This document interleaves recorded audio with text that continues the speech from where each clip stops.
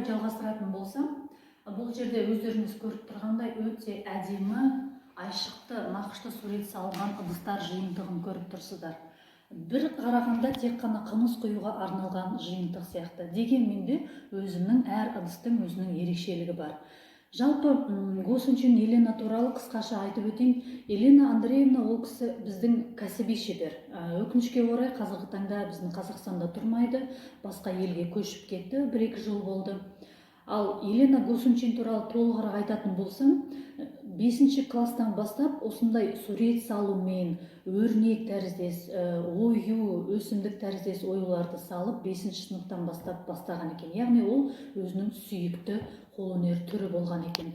Осы сүйікті қолөнері болғандықтан ары қарай дамыту үшін осы біздің Өскемен қаласындағы, Семей қаласындағы арнайы кәдесыйлық цех болған екен. 1982 жылдан бастап 92 жылға дейін, яғни көп жылдар бойы осы өнерді, өзінің бойындағы сүйікті өнерін дамыту үшін кәсіби ретінде осы цехта арнайы жұмыс жасаған, және де сонымен қатар өзінің өнерін үстемдету үшін, яғни дамыту үшін осы Мәскеудегі Крупский атындағы өнер университетін тәмамдаған екен 1992 жылы. Бірақ өкінішке орай сол кездегі қиын қыстау кезінде осы қолөнерін ары қарай жалғастыра алмағандықтан, бірақ та ол кісі Елена Андреевна мойымай үйде отырып жұмыс жасай берген. Тіпті де бірнеше адамдардан арнайы тапсырыста келген екен. Жалпы Елена Госунчиннің ерекшелігі, айта кететін болсам, өздеріңіз көріп тұрғандай мына көбі деп аталатын сондай әдемі ыдыс жасыл түсті, сары түсті оюлармен әдеміленген, және де тостаған. Жалпы Елена Госунчин кәсіби шебер болғандықтан ол кісі көбінесе осы табиғи, яғни майлы бояуларды қолданады екен, ол бір, және де сол ескі дәстүрді сақтай отырып, осындай әдемі ыдыстарды жасайды. Қысқаша айтып өтейін, ең бірінші, дәл осындай өздеріңіз көріп тұрғандай ыдысты боямас бұрын, ең бірінші осы қайын ағашы немесе емен деп аталатын ағашты арнайы ойып жасап алып болған соң, ол кісінің жолдасы да арасында көмектескен екен дәл осы ағаштардан ыдыс жасау үшін. Осы тостағанды ең бірінші оны арнайы дамыту үшін осы Мәскеудегі Крупский атындағы өнер университетін тәмамдаған екен 1992 жылы. Бірақ өкінішке орай сол кездегі қиын қыстау кезінде осы қолөнерін ары қарай жалғастыра алмағандықтан, бірақ та ол кісі Елена Андреевна мойымай үйде отырып жұмыс жасай берген. Тіпті де бірнеше адамдардан арнайы тапсырыста келген екен.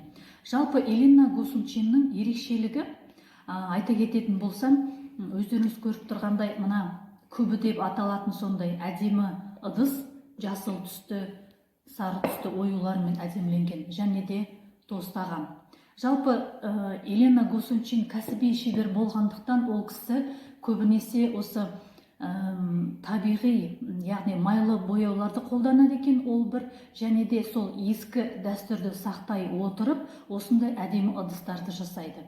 Қысқаша айтып өтейін, ең бірінші, дәл осындай өздеріңіз көріп тұрғандай ыдысты боямас бұрын, ең бірінші осы қайын ағашы немесе емен деп аталатын ағашты арнайы ойып жасап алып болған соң, ол кісінің жолдасы да арасында көмектескен екен дәл осы ағаштардан ыдыс жасау үшін.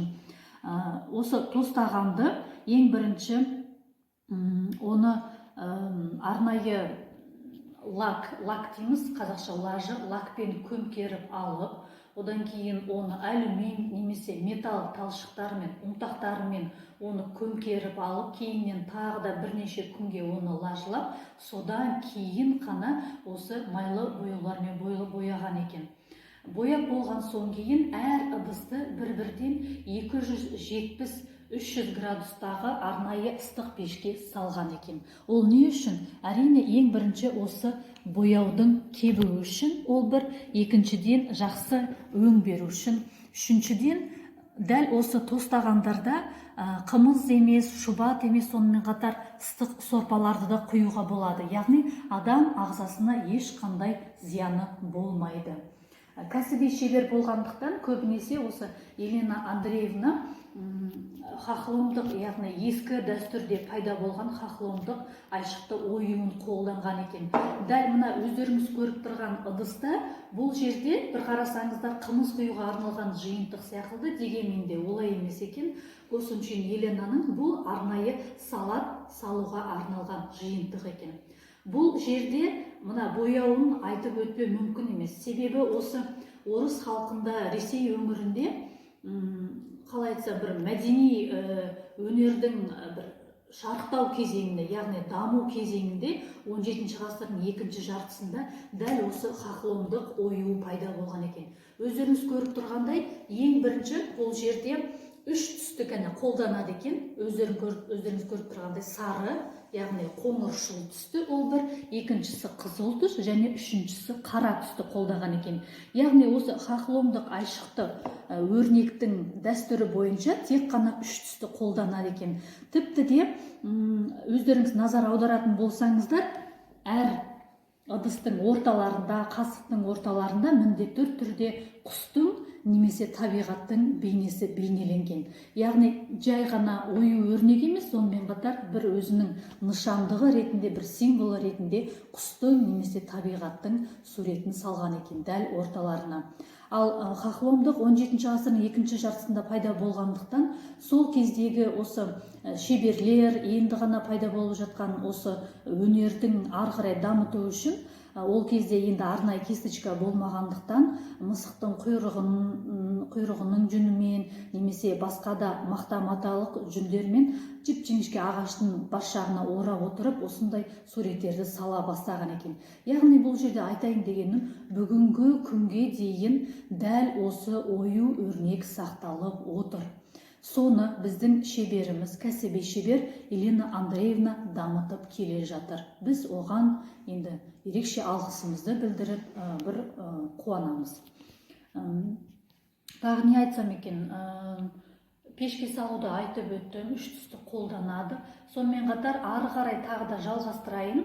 Жасыл түсті өңді беру үшін де тіпті мына тостаған, қымыз құюға, шұбат құюға арналған арнайы тостағанды да шебер дәл осы үлгіде жасайды екен. Яғни ең бірінші ағашты лажылап алып, кейін оны ыстық пеште кептіріп алып, содан кейін ғана осы майлы бояумен бояйды екен. Бұл жердегі әдістер түсінікті болды деп ойлаймын. Қазіргі таңда да ескі дәстүрді сақтай отырып, бұдан да басқа керемет бұйымдарды жасап жүр. Яғни шеберіміз бүгінгі күнге дейін өзінің сүйікті ісімен айналысып келеді. Сонымен қатар мына жерде сіздерді ірімшік салуға арналған жиынтықты көріп тұрсыздар. Міндетті түрде оның арнайы кішкентай тәрелкесі бар және қасықтары бар. Бұл жерде ірімшік салуға арналған жиынтықтың мынаның ішіне қымызды құйып болған соң айналасына әрине қазақтың ұлттық тағамын, сусынын құйып, осындай ерекше дастархан